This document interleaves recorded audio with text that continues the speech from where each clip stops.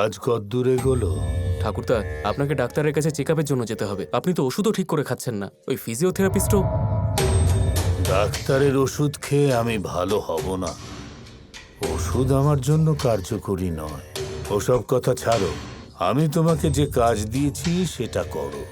সেটাই আমার জন্য ওষুধ। ধ্যার, এই বুড়োর পাগলামি দিন দিন বেড়েই চলেছে। এই বয়সেও প্রতিশোধ নেওয়ার জন্য পাগল। কি যে করি, এর পাল্লায় পড়ে আমি পাগল হয়ে যাব।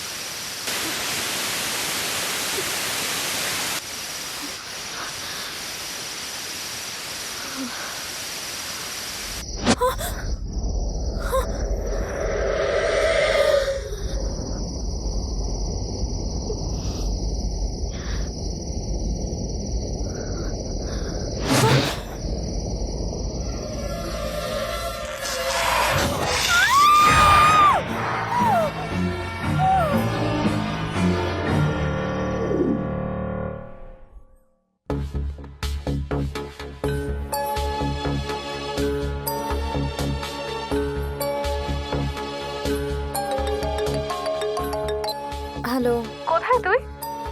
বাড়িতে। সকালে এলি না কেন? কি হলো, চুপ করে আছিস কেন? আচ্ছা, একটা কাজ কর, বিকেলে দেখা কর তো।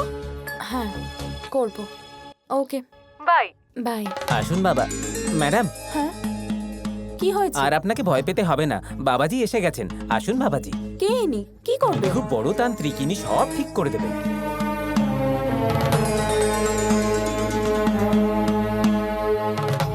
What nonsense! আপনি এরকম রাগ করবেন না, এনাকে এনার কাজ করতে দিন, আপনি শান্ত থাকুন। আপনি রুষ্ট হবেন না, ম্যাডাম বিদেশ থেকে এসেছেন তো, উনি এই পুজো পাঠ এসব বিশ্বাসই করেন না। আহম ব্রহ্মাস্মি। যখন ঈশ্বর আছেন তখন ভূত প্রেত কিচ্ছু করতে পারবে না।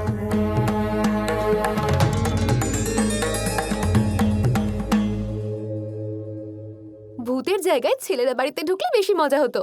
তুই চুপ কর তো। এসব তোর মনের ভুল। কি বলছিস? ও তো বলছে ও সত্যি দেখেছে।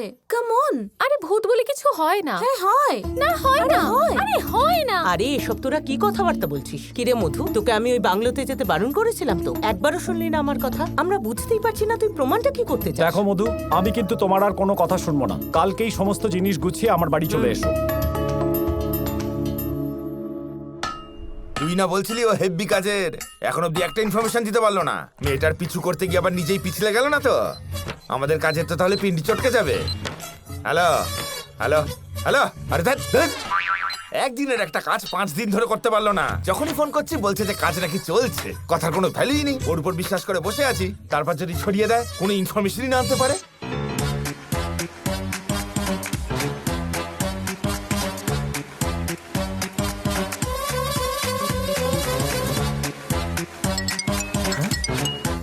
দাদা, কথা। দাদা, দাউদের ফোন দাদা। আরে দাউদ ফাউদ ছাড় তো, তুই কি দেখতে ভাই। সবাই বাড়িতে গিয়ে রিল্যাক্সড হয় আর আমি বাড়িতে গিয়ে চিন্তায় মরে যাই। জানি না এই প্রবলেম কবে সলভ হবে। এমনিতেই এত প্রবলেমে ফেসে আছি, তার উপর এ পিছুই ছাড়ছে না।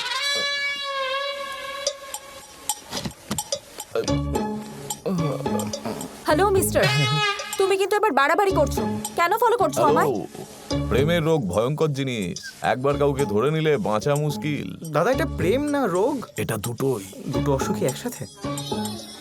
বড্ড কথা বলছে।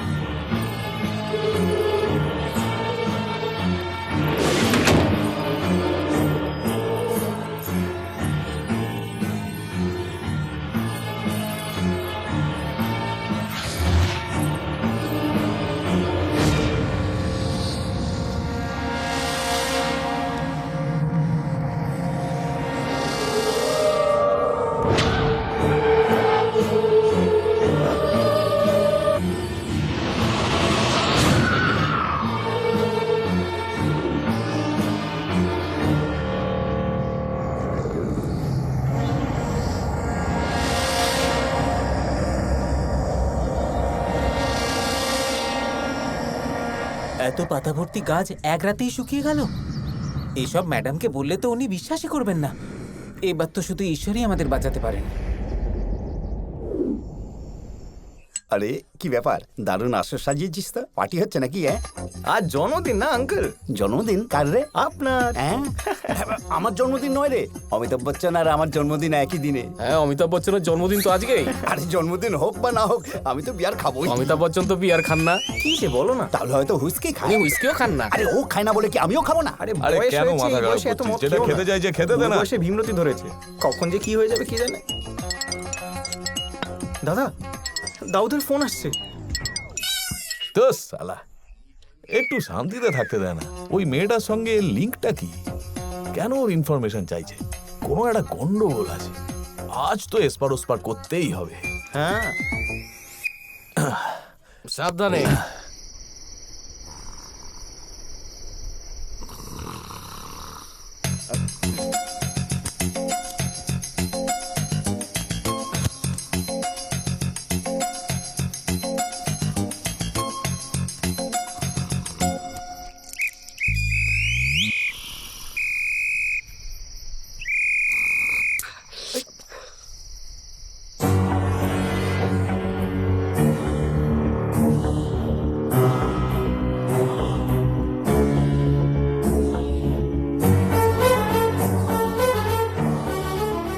এগুলো কি তন্ত্রমন্ত্রের ব্যাপার মনে হচ্ছে। কেস গড়বড় আছে।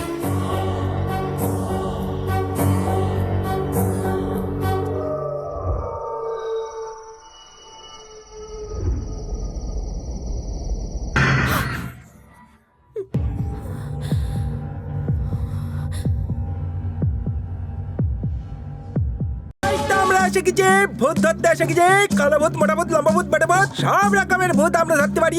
বলো কোন ভূত ধরে দেবা? আরে দাঁড়াও দাঁড়াও ভাই, ভূত এত রকমের হয় নাকি? কত রকমের ভূত হয় জানতে চাও নাকি ভূত ধরার লোক চাও? ধরার লোক চাই। আচ্ছা চলো না মূর্খ। সত্যি এত রকমের হয় নাকি? আরো এক প্রকারের ভূত হয়।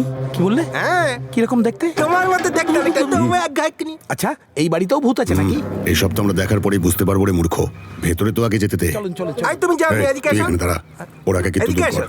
তোমার আর কটা ভূত দেখাই।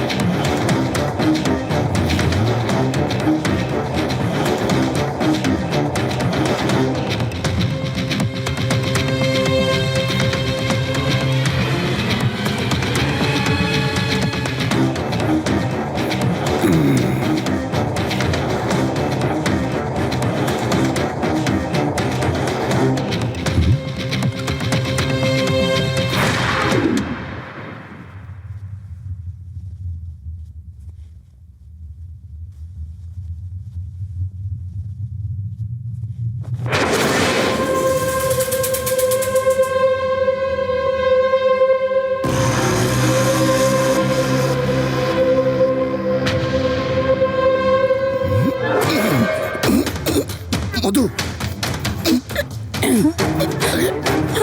মধু লাইটটা জ্বালাও।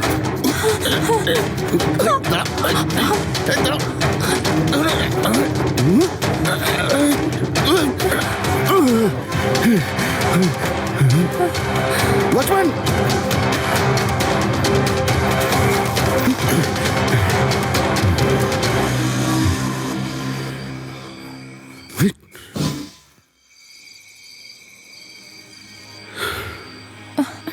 এসব কি হচ্ছে?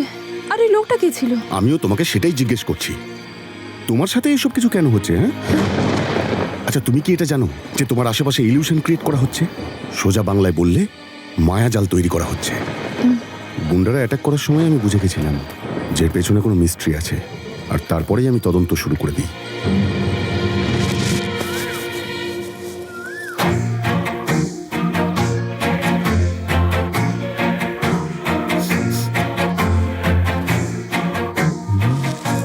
পার্সনিক পয়জন মিক্সড উইথ হ্যাপসাইন্স বড় বড় গাছগুলোকেও কয়েক মুহূর্তের মধ্যে মেরে ফেলে।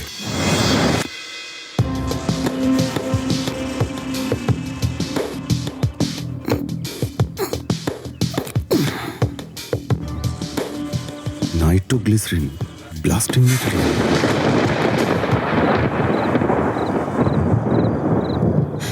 এসব আমার আশেপাশে ক্রিয়েট করা হয়েছে, কিন্তু কেন? আমারও সেই একই প্রশ্ন, যে এটা করছে সে কি পাবে এটা করে? যা দেখেছিলাম সেগুলো দেখা জিনিস সত্যি নাও হতে পারে। এই সব কিছুকে দেখে সত্যি মনে হতে পারে আসলে এগুলো ট্র্যাপ।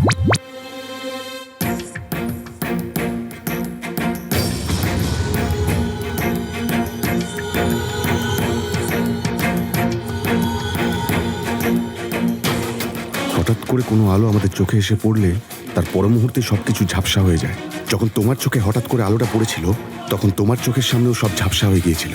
তোমার চোখে অ্যাডভান্স টেকনোলজি ইলিউশন লাইট ব্যবহার করে তোমাকে ভূত ব্যাপারটা বিশ্বাস করানো হয়েছিল। বাট বাস্তবে তো আমাকে গলা টিপে মারার চেষ্টা করা হয়েছিল, আর আমার সামনে একজন দাঁড়িয়ে ছিল আর তার মুখটা না। এসব মিথ্যে হতে পারে না। মিথ্যেটাই মানুষ আগে বিশ্বাস করে। তোমার আশেপাশে একটা মায়াজাল বোনা হয়েছে, আর সেটা তুমি সত্যি ভেবে তুমি একটা নতুন জগৎ তৈরি করে নিয়েছো, আর সেটাকে ইন্ধন জুগিয়েছে একটুখানি কার্বন মনোক্সাইড।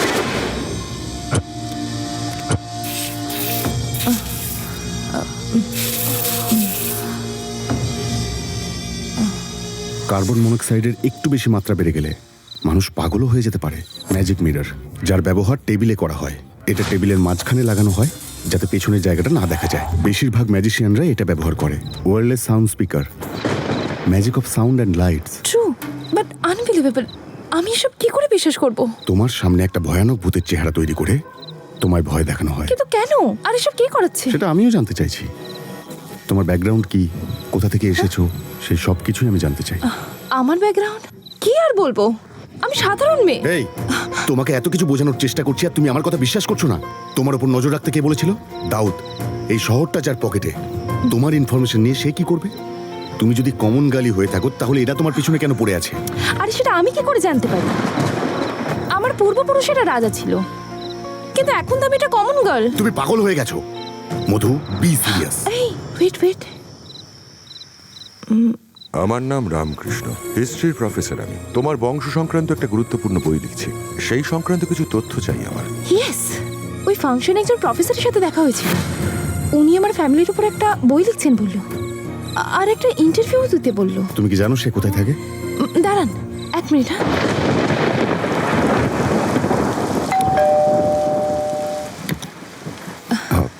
আমি স্যার মধুমিতা, চিনতে পারলেন? ও হ্যাঁ, কাম ভেতরে এসো। এত রাতে আপনাকে ডিস্টার্ব করলাম, সরি স্যার। কোনো ব্যাপার না মা, তোমরা বসো, আমি টাওয়েল নিয়ে আসছি। স্যার, মধু একটু বিপদে পড়েছে, আপনার একটু সাহায্যের দরকার ছিল। স্যার, মধুর ওপর দাউদ নামে একজন গুন্ডা নজর রাখছে। ওর চারিদিকে মায়াজাল বোনা হচ্ছে। এর কারণটা বুঝতে পারছি না, কিন্তু আমার এখন এটা সন্দেহ হচ্ছে যে এটা আমার গ্র্যান্ডফাদারের সাথে রিলেটেড। মানে তুমি তোমার বংশে হওয়া কোনো সমস্যার ব্যাপারে কিছু জানো না? আমি শুধু জানি আমি রাজবংশের। সেসব আমি জানি তো। তোমার বাবা কি কি সমস্যার মধ্যে দিয়ে গেছেন সেই ব্যাপারে তুমি কিছু জানো? আমি ছোটবেলাতেই লন্ডন চলে গিয়েছিলাম, ওখানেই আঙ্কেলের কাছে মানুষ হয়েছি। তো সেই সব কিছু আমি জানি। তার মানে তোমার আঙ্কেল আন্টি তোমায় কিছুই বলেননি, তাই না? আমি যখন ওখানে প্রথম গিয়েছিলাম তখন ওদের সাথে খুব রাগারাগি করতাম, আর যখন থেকে আমার জ্ঞান বুদ্ধি হলো তখন বাবাকে খুব মিস করতাম, আর তখন এখানে বাবার কাছে আসার জন্য জেদ করতাম। কিন্তু আমি যখন বড় হয়েছি তখন বুঝতে পেরেছি যে আমার বাবা মারা গিয়েছেন, আর আমার আঙ্কেল আন্টিরাও এখানকার সমস্ত কথা আমার কাছ থেকে সব সময় লুকিয়ে রাখতো। আস্তে আস্তে আমি পরিবেশের সঙ্গে নিজেকে মানিয়ে নিয়েছি, কিন্তু তাও আমার নিজের মধ্যে একটা অদ্ভুত ফিলিংস হয় ভারতে ফেরার। তারপর আমার আঙ্কেল আর আন্টির কার অ্যাক্সিডেন্টে মৃত্যু হয়, আর তারপর আমি ইন্ডিয়া ফিরে আসি। আসলে তোমার সাথে দেখা করতে চাইছিলাম কারণ তোমার বংশের ব্যাপারে কিছু তথ্য আমার দরকার ছিল, কিন্তু আমি খুব অবাক হলাম। তুমি তো তোমার বংশের ব্যাপারে কিছুই জানো না। আর যদি তোমার কথাটা বিশ্বাস করি তাহলে মনে হচ্ছে এই সব ঘটনার ওটার সঙ্গে সম্পর্কিত। এসব কি বলছেন? পৃথিবীতে অনেক রকম বিষ আছে, কিন্তু সব থেকে ভয়ঙ্কর বিষ একজনের প্রাণ নিতেও পারে আবার বাঁচাতেও পারে। আমার কথা বুঝলেন না? না, ডলফ। যুগ যুগ ধরে ওদের রাজবংশকে এই ডলফ নামের বিষ ধ্বংস করে আসছে। সালটা খুব ভালোভাবে মনে নেই, এটা 94 বা 95 এর ঘটনা।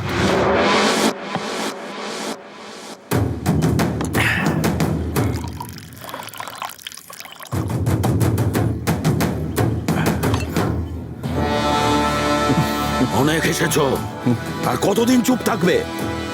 অনেক হয়েছে, এক তুড়িতেই সব রহস্য বার করে নেবো। এই গজপতি, তোর রাগ বা শক্তি দেখাবার জন্যে এটা কোনো রণক্ষেত্র নয়। শান্ত হয়ে বুদ্ধি দিয়ে খেলতে হয় এই দাবা। কখন কোন চাল দিতে হয় তোর বাবা হিসেবে তোকে বলছি, তুই শোন। এতদিন তাই তো করেছি, তাতে কি লাভটা হয়েছে আমাদের? ওর দেওয়া ভিক্ষাতেই তো আমরা বেঁচে আছি। তোমার এই দাবা খেলার চোটে আমার ধৈর্য ভেঙে গেছে। এবার তুমি আমার খেলা দেখো। এই গজপতি, গজপতি থাম। দাঁড়ান ছোট মালিক। মালিক, আপনার বাবা যেটা বলছেন সেটা সত্যি। যদি রহস্যকে বাঁচাতে হয় তাহলে এই মুনিম হয়ে মুনিমই থেকো।